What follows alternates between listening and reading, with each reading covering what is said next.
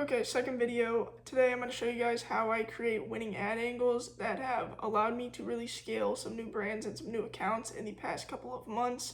Here's kind of these systems and the structure that I use to come up with these angles, how you frame them, how you turn them into copy, and I also included how you can use AI for each of these steps. Okay, getting right into it. How to generate winning ad angles. We're going to go over why most angles fail, the raw data sweep, angle framework, and turning angles into copy. First, just to build a little bit of credibility, I will show you guys proof that this works, test it across multiple ad accounts. This brand used this, spent $200 on ads, and generated back $2,200. This one spent $313, generated 3,600. And then here you guys can just look at these. I don't need to go over all of them. We can get right into it. Why most angles fail. Bad angles equal low attention, low curiosity, poor CTR, and wasted ad spend. What failing angles actually look like. People, especially founders, like to do feature dumps. They like their product so much they just want to talk about all the features of the product instead of actually relating that to emotions and how you can actually help the customer. So they give generic benefits, works great, it's not very specific. No audience call out. If you were talking to everyone, you were essentially talking to nobody. You need to be talking to a clear person, a real person with a clear pain point. And then no variation. They're not testing any angles. They are kind of just running one angle until it fails or until that audience runs out for them. On the flip side, winning angles always include a clear target person, an urgent problem or desire.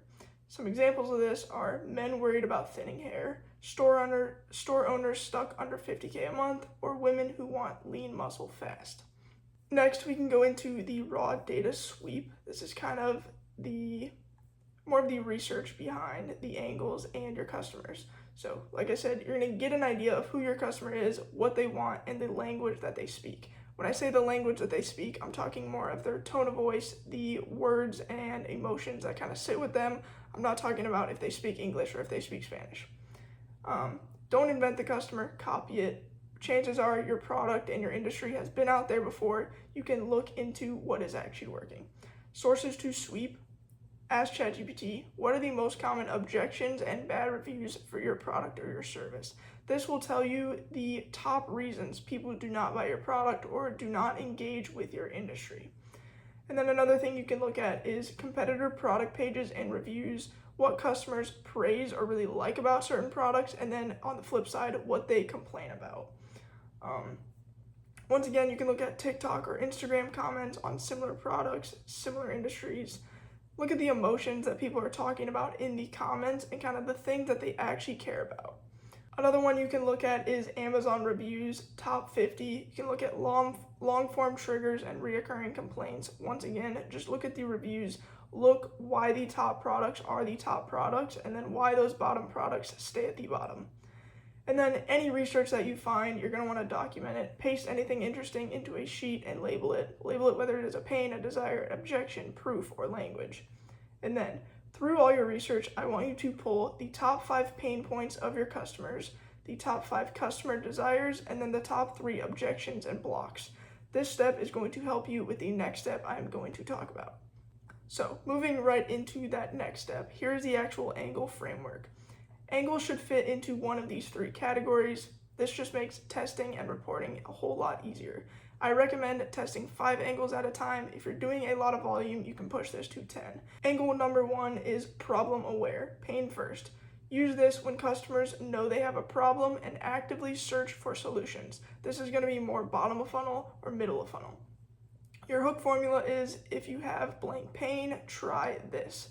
And this is going to be your product or your service or whatever the solution is. So the formula is pain point plus solution will give you a problem aware angle. Some examples of this, your pain point might be someone with dandruff and the solution is going to be natural shampoo. The full headline example might be still shedding after shampoo. This targets follicle inflammation. The solution, and then you don't have to frame it always as your product. You can frame it more like this and the science behind the solution.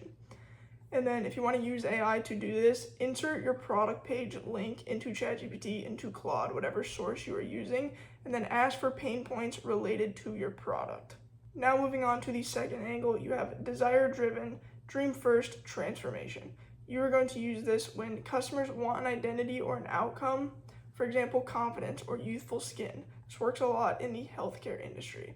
Your hook formula is going to be imagine blank desired future in this time frame. Once again, the formula desire plus time frame equals your desire-driven angle. Some examples of this, your desire could be full hair, and then your time frame could be 30 days or however long that transformation is likely going to take. Example, fuller looking hair in 30 days.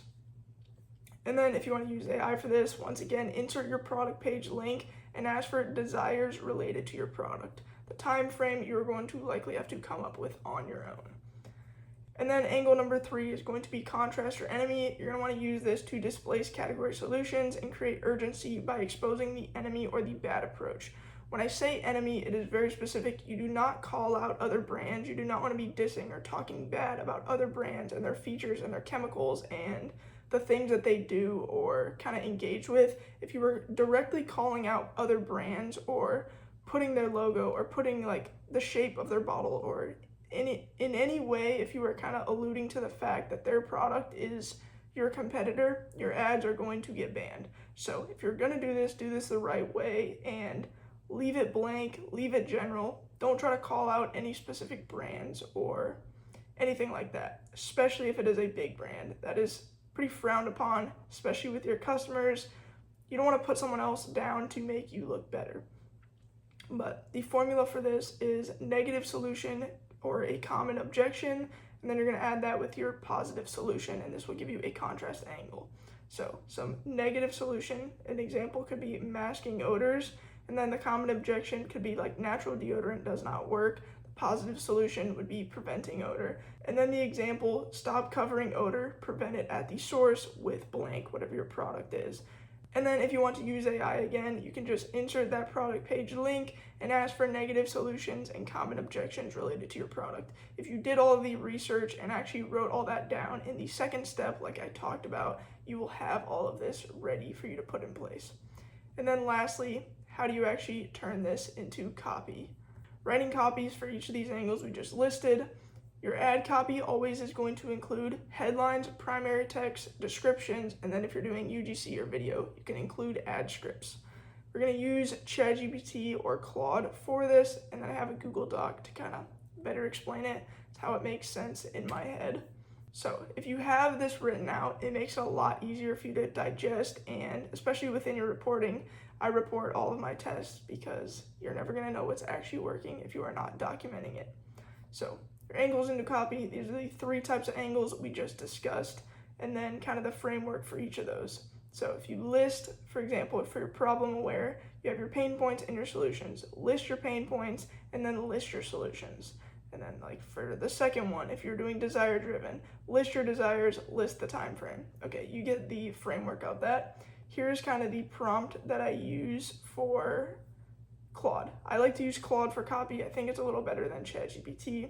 So I just say, I'm writing copy for a static ad or a video ad or a UGC ad, whatever type of ad you are creating. But say, I'm writing copy for a static ad. The angle is framed as problem aware or whatever angle you were using. It is for this product. And then once again, you are going to insert your product page link.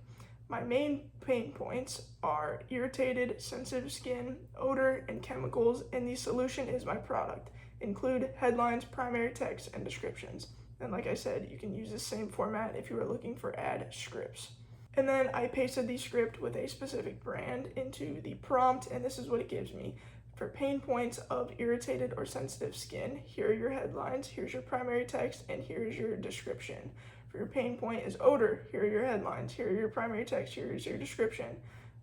You kind of get it. It spits out copy for you. If you don't like any of it, you can ask for more variations. Or another thing I like to do is when you give it the product page website, say mimic the tone and kind of the messaging and the voice of the copy that was used on the website, and this will give you the same copy in your ads. But yeah, that is kind of it for this video. Hopefully this helped you guys out. I have more kind of frameworks and outlines that are a little similar to this for like UGC scripts and other things, but I thought this kind of covered everything and was pretty general to a bunch of different brands, whether you're selling a product or a service. But hopefully this helped you guys out. If you have any questions, feel free to let me know. If you made it this far, thank you.